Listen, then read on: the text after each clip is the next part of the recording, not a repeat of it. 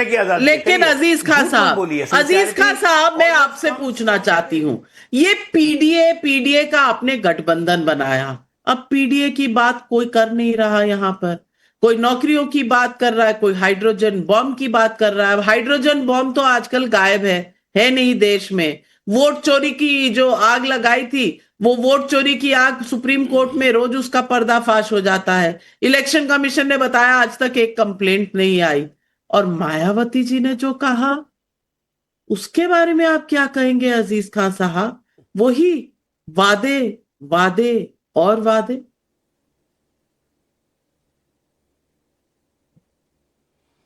आज बहन जी ने बोल दिया और मुझे लग रहा कि बीजेपी को ऑक्सीजन मिल गया और इसी ऑक्सीजन की तलाश थी, क्योंकि बीजेपी की जो स्थिति है इस वक्त पूरे देश में और खासतौर से उत्तर प्रदेश में, अब कुछ हो रहा ही नहीं रहा है। काम तो उसने कुछ किया नहीं, पूरे देश में हाहाकार मचा हुआ है, प्रदेश में हाहाकार मचा हुआ है।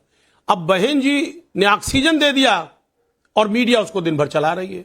देखिए, सच ये है नाविका जी कि बहन जी चाहे जितना ऑक्सीजन दें, जो बीजेपी की दुर्दशा है इस वक्त, जो परिस्थिति है यहां से लेके बिहार तक, यकीन मानिए बीजेपी के अंदर उहापोह है, स्थिति बहुत नाजुक है।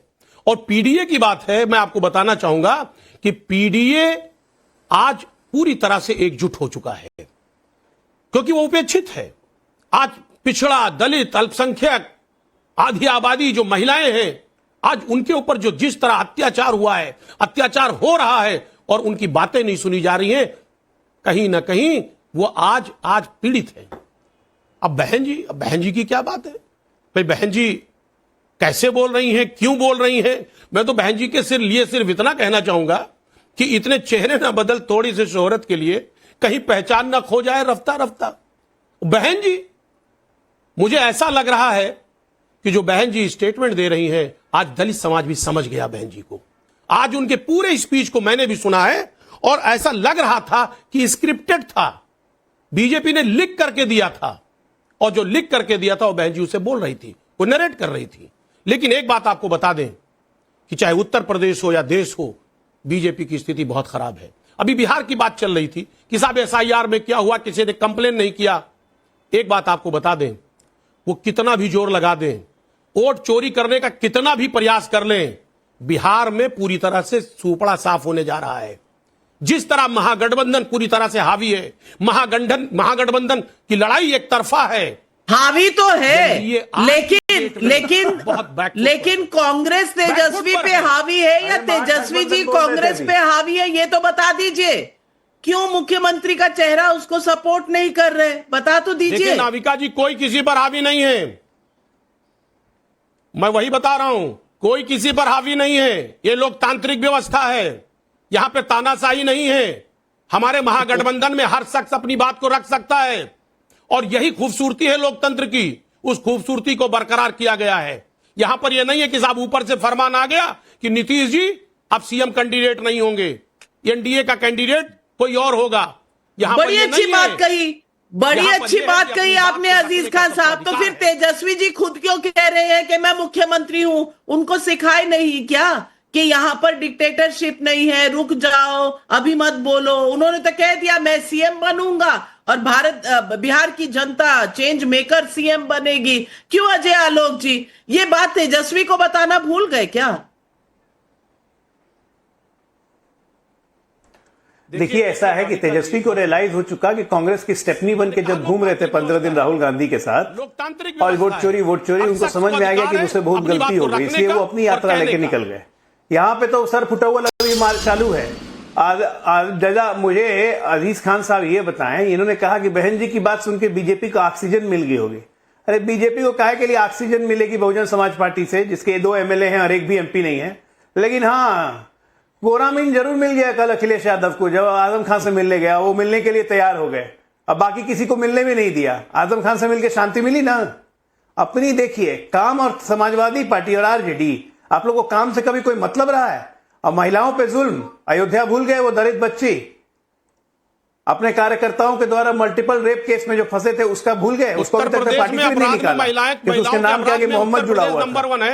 सारा उत्तर प्रदेश में बवाल मचाने की कोशिश कर रहे थे, बरेली में माहौल खराब करने की कोशिश कर रहे थे। आप लोगों को ठंडा कर दिया सारे लोग को, तब भी आप लोग का मन ठंडा नहीं हुआ। आप लोग का मन ठंडा नहीं हुआ। आप लोग की जो निरंतर कोशिश रहती है अराजकता फैलाने की, योगी बाबा होने नहीं देते हैं। दिक्कत यही है, दिक्कत यही है, आप सबका डीएनए एक है। आप हो आरजेडी हो कांग्रेस हो, आप सबका डीएनए एक है। आपके चरित्र में अराजकता है, आपके चरित्र में अराजकता है। राजेश सिंघल जी नासिक से सवाल पूछ रहे हैं, तेजस्वी यादव पढ़े लिखे कम है, हो सकता है उनका गणित गड़बड़ाया, या बादशाह आलम बताएं कौन तेजस्वी यादव का सलाहकार है। बादशाह आलम जी सुनिए सवाल आपके लिए। राजीव सक्सेना का बाराबंकी यूपी से सवाल है, मायावती ने अखिलेश यादव के पीडीए को धोखा बता दिया, क्या 2027 में अखिलेश के लिए मुसीबत बढ़ने वाली है।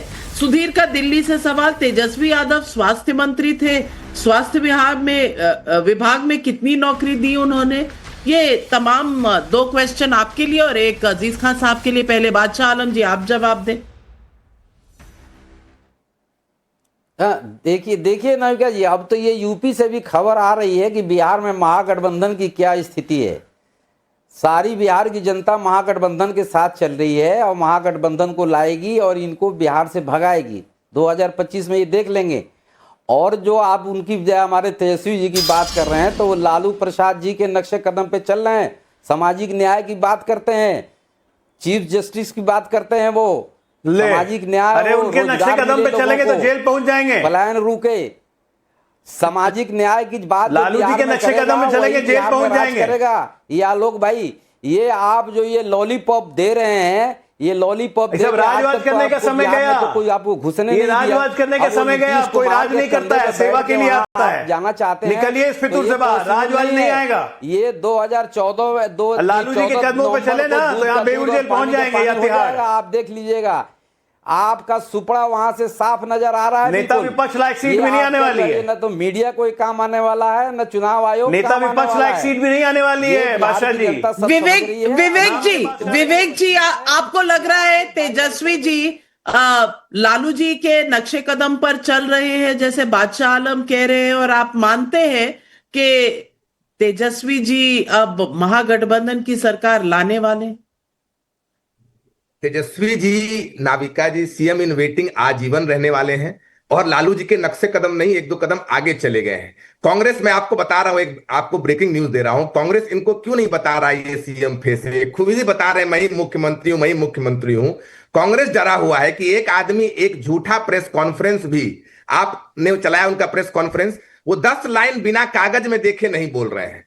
और ये सवाल आप पूछ रहा है, लोग आपसे पूछ रहे हैं, मैं भी एज अ बिहारी पूछना चाहता हूं तेजस्वी यादव से आपके चैनल के माध्यम से कि भाई 3.5 करोड़ लोग करेंगे क्या, ये बता दो भाई। अधिनियम पास करोगे, आपके पास ब्लूप्रिंट होगा, ये 3.5 करोड़ लोग आखिर करेंगे क्या, ये बता दो आप हम लोग को आकर। दूसरा आप ये बता दो, ये बार-बार 5 लाख नौकरी, 5 लाख नौकरी ये हमने दे दिया है, भाई ये 5 लाख नौकरी भी नहीं दिए हैं।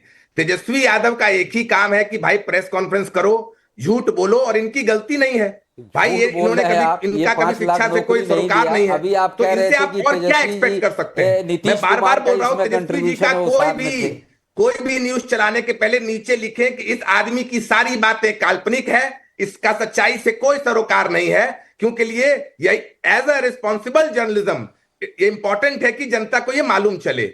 10 मिनट के 20 मिनट की प्रेस कॉन्फ्रेंस में आकर कुछ मनोहर कहानी बता आपके जो विचार है वो आपके जो विचार है मैंने सुने, पर ये तो फिर हर पॉलिटिकल पार्टी के प्रेस कॉन्फ्रेंस में लगाना पड़ जाएगा।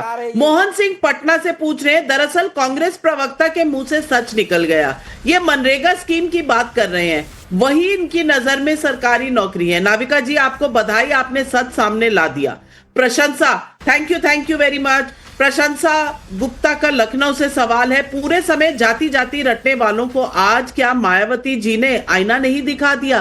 अजीज खान साहब सवाल आपके लिए है। जी नाविका जी ठीक बात कह रही हैं। आज थानों में, तहसीलों में एसपी, डीएम जितने बड़े पद हैं, कौन बैठा है? यह सामाजिक न्याय है, यह सामाजिक समरसता है। आखिर ये जातिवाद नहीं है तो और क्या है?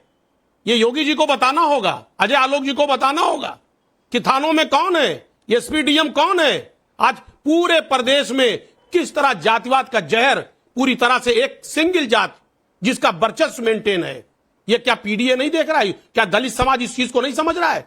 क्या पिछड़ा समाज नहीं समझ पा रहा है? सबको पता और है कि क्या हो आपके रहा समय है। में क्या होता था याद है ना अजीज खान साहब? इस तरीके के पद हैं। आपके राज में क्या होता था वो भी याद है जनता को। हमारे समय मुकेश में शर्मा फरीदाबाद से पूछ रहे हैं, पहले तेजस्वी कह रहे थे कि हर युवा को सरकारी नौकरी देंगे, अब कह रहे हैं हर परिवार में एक सरकारी नौकरी देंगे। अपनी ही बात से क्यों पलट रहे हैं? बादशाह आलम जी, जनता बहुत ध्यान से सुनती है, चाहे मैं काल्पनिक चलाऊं या ना चलाऊं, जनता पकड़ ही लेती है। हमने एक सर्वे भी किया सोशल मीडिया पर और हमने पूछा ये सवाल, तेजस्वी यादव का 20 महीने में हर परिवार को सरकारी नौकरी देने का वादा क्या है? 35,000 लोगों ने इस पर रिस्पॉन्ड किया। चुनावी जुमला है 80% लोग कहते हैं। राजनीतिक इच्छा शक्ति तो संभव 17%, कह नहीं सकते 3%। चुनावी जुमला है 80% लोग यही कह रहे हैं। बादशाह आलम जी, पब्लिक है, सब जानती है।